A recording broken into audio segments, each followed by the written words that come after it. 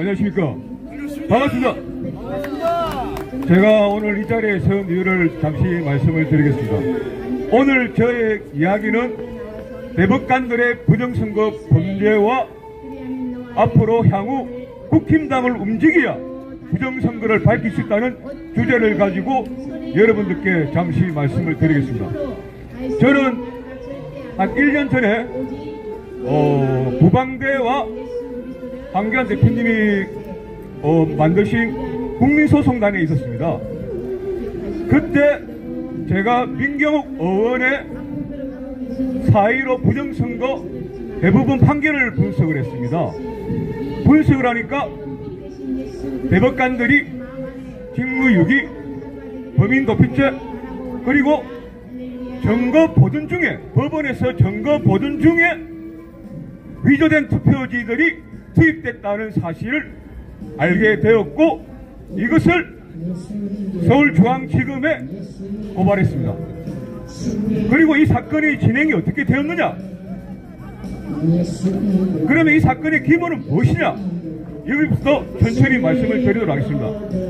여러분이 잘 아시는 배촌리 투표지는 어떤 공직선거법을 위반했느냐 하면, 국회의원, 지역구 국회의원 투표용지 색도는 흰색입니다. 그리고 비례대표 투표용지 색도는 연두색입니다. 그런데 배촌리 투표지는 그 흰색과 연두색이 함께 겹쳐졌기 때문에 이것은 지역구 투표지도 아니고 비례 투표지도 아닌 무효의 투표지였습니다. 그것이 공직선거법에 나와 있습니다. 지역구 국회의원은 흰색으로 해라. 비례대표는 연두색으로 해라. 그러면 이 규정을 위반했으니까 이것은 민법상 무엇이냐? 무효라 그럽니다. 민법상 무효는 법률을 위반했을 경우, 법률에 위반했을 경우에 무효라고 하는 것입니다. 그럼 이 무효표를 안철상, 천대엽, 민주숙 이런 대법관들이 무효표로 해가지고 했으니 이것은 어떤 범죄냐? 직무유기죄와 범인도피죄, 그리고 법원 내에서 투표 위조 정감 방조죄에 해당이 되었던 것입니다. 또 하나, 일장기 투표지는 무엇이냐? 어떤 공직선거법을 위반했느냐? 우리가 선거 투표 사무관리원들은 투표용지 대장, 인정 대장에 내가 이러한 도장을 사용합니다라고 도장을 찍습니다. 그러면 인정 대장에 있는 도장과 투표용지의 도장은 같아야 됩니다. 인정이. 그런데 배촌리 투표지, 일장기 투표지는 누가 인정을 했는지 아무것도 모르는 무효의 투표지였습니다. 이것을 대법관들이 유효의 투표지라고 했던 것입니다. 이것은 어떤 범죄에 해당이 되느냐? 범인도피죄, 직무유기죄, 투표 위조 방조죄에 해당이 되었던 것입니다. 즉 이러한 모든 9가지 유형이 나왔습니다. 또 하나는 무엇이 있었냐? 한쪽 면이 잘린 투표용지가 나왔습니다. 이것은 공직선거법상이 무엇이냐? 양면의 여백은 0.5cm로 같아야 된다고 했습니다. 그러면 0.5cm가 같지 않으니 이것도 무효의 투표지였습니다. 그런데 대법관들이 유효의 투표지라고 판결을 내렸던 것입니다. 이것이 직무유기죄요, 범인도피죄요, 방조죄에 해당됐던 것입니다. 그리고 여러분들이 알고 있는 신건처럼 빳빳한 투표지는 또 무슨 공직선거법을 위반했느냐? 공직선거법 상에는 접어서 사람들이 보이지 않게 접어서 투표를 해라고 강제가 되어 있습니다. 즉 임의 규정이 아니고 반드시 접어서 투표해야 한다는 강제 규정이었습니다. 이 법을 위반했으니 이 또한 무효의 투표지였습니다. 그런데 대법관들은 이것을 유효의 투표지라 판결하여 범인도피죄, 직무유기죄, 투표 위조 방조죄를 저질렀던 것입니다. 이 사실을 알고 제가 고발을 하였고 이 사건이 서울중앙지검으로 가졌습니다. 서울중앙지검에서 다시 서초경찰서로 갔습니다. 서초경찰서에서 범인도피죄에 대해서 각하하는데 그 각하 사유가 무엇이냐?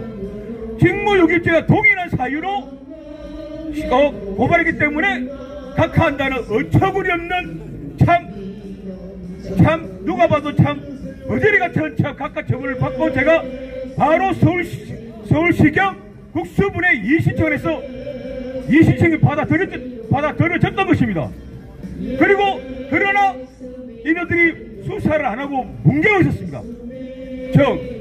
그네들이 각하 사유는 그랬는데 나는 그것은 경합범에 해당한다. 직무유기죄와 범인도피죄가 경합하는 것은 똑같이 해서 각하하는 것이 아니고 똑같이 사건을 받아들이고 이것은 경합죄로 해야 된다고 이시청에서 받아들여졌던 것입니다. 그런데 서울시경에서 서초경찰서로 검찰로 위성해라고 처분했는데 처분하지 않고 있었던 것입니다. 이렇게 뭉개져 있다가 윤석열 대통령님께서 부정선거를 밝히고 계엄을 했다는 사실을 알고 다시 제가 이것을 대통령 민의실에다가 제보를 했습니다. 대통령 민의실에 제보를 해서 이것이 다시 대검찰청으로 왔습니다. 대검찰청으로 가서 3개월 동안 묵혀있다가 대검찰청에서 서울중앙지검 장재정 검사로 이첩을 했습니다. 그러면 장재정 검사가 누구냐? 이재명을 때려잡고 있었던 검사였기 때문에 그때 조금만 더 윤 대통령이 버티고 계셨다면 수사를 했을 것이라 생각을 했는데 윤 대통령님이 탄핵이 당하시고 구속과 동시에 그 다음날 아무런 이유 없이 각하 사유도 없이 그냥 뭉개버렸습니다.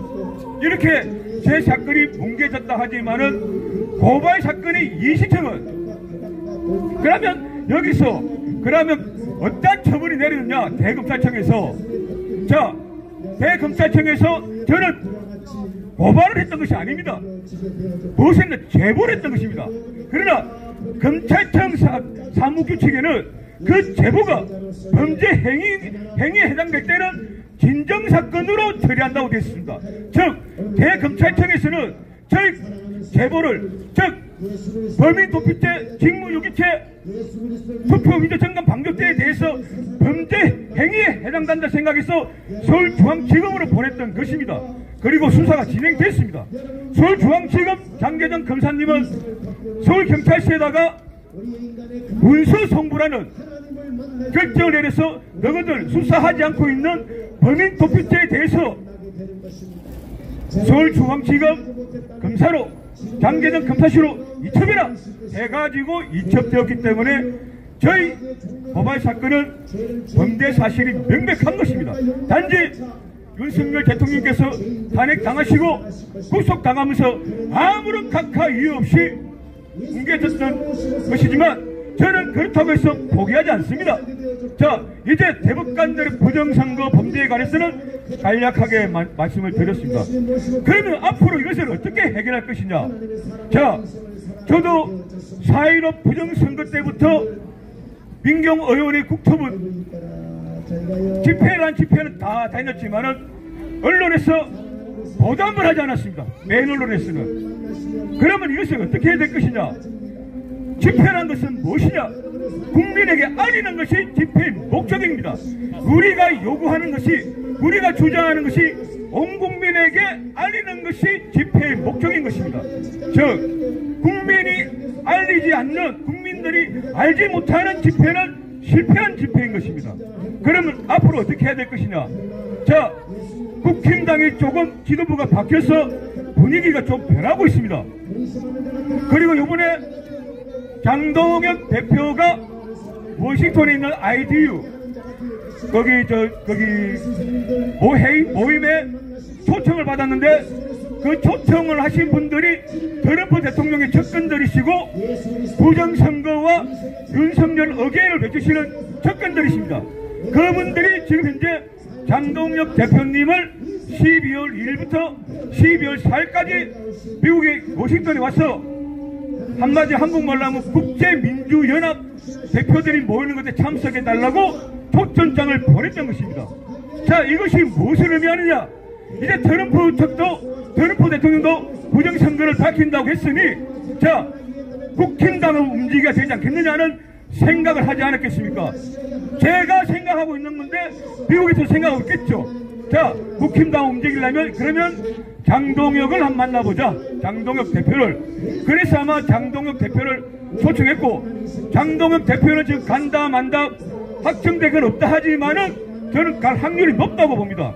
즉 이제 부정선거의 시작은, 싸움은 이제부터 본격적으로 시작이 되었던 것입니다. 그러면 우리가 어떻게 해야 될 것이냐? 자, 우리는 지금까지 많은 시위에 찼습니다. 국힘당에다가 부정선거를 제보해도 받아들이지도 않고 외면했고, 그러나 시위에 차지 마십시오. 이제 국힘당의 지도부가 바뀌었고 장동혁 경위도 바뀌어가고, 특히 제가 지금 주시하고 있는 사람은 김민수 최고위원입니다. 이분은 부정선거뿐만 아니라 윤석열 의견도 외치기 때문에, 자, 좋다. 그렇다면 당신들이 국힘당이 왜 아직까지 부정선거에 대해서 입을 닫고 있느냐는 것을 제가 나름대로 판단했을 때는 대부분의 판결이 났기 때문에 공당으로서 대부분의 판결을 뒤엎지 않는 이상은 부정선거 얘기를 할 수 없겠구나는 생각도 하게 되었습니다. 그렇다면 우리는 이제 어떻게 할 것이냐? 대법원의 판결 자체가 범죄이고 이들이 범죄다라는 것을 밝혀서 국힘당에서 부정선거 말이 놀고 공론화를 시키게 하는 것이 우리들이 앞으로 해야 될 일 아니겠습니까? 그래서 지금 제가 김민수 최고위원에게 제 고발장을 제보해서, 자, 대법관들의 판결 자체가 범죄행위다. 그리고 수사도 했었다. 단지 힘이 없어서 뭉개졌을 뿐이다. 각하 사유도 없다.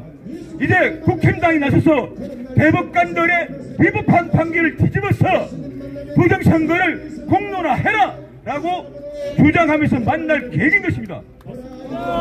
그런데 저는 아쉽게도 김민수 최고위원이나 장동혁 최고위원과는 면이 없습니다. 어쨌든 누군가를 통해서 그들을 또 만나야 됩니다. 그리고 그들을 만나기 위해서는 또 제 나름대로 제 혼자보다는 어느 공신력 있는 사람이, 어느 분이, 자, 대법관들의 판결 자체가 범죄 행위다. 그리고 수사도 했다. 한번 만나서 들으나 봐라. 그렇게 자리가 만들어져야 저도 아직 제 민초인 제가 그 높으신 분들이 저를 또 함부로 만나주겠습니까? 이러한 고초에 있어서 이러한 제 고초도 있고, 여기에 또 뜻을 같이 하시고 생각하시는 분이 계신다면 논의를 해서 지금부터는 국힘당을 움직여야 부정선거를 밝힐 수 있다는 것을 말씀드리기 위해서 잠시 올라왔습니다.